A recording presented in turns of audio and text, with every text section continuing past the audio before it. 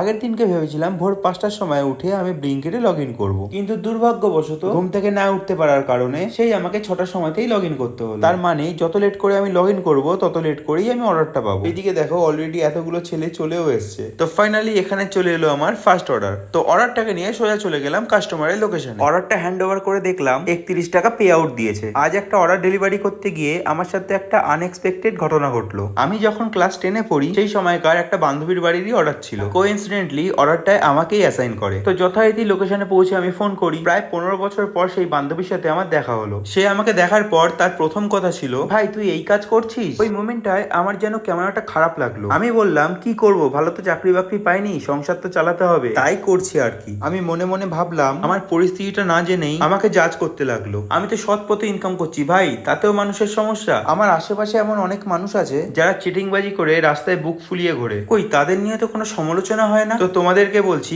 কে কি করলো না দেখে নিজের কাজের উপর ফোকাস করো, এতে তোমার ফিউচারই ভালো হবে। তাহলে ভিডিওটা এখানেই শেষ করলাম, চলো টাটা।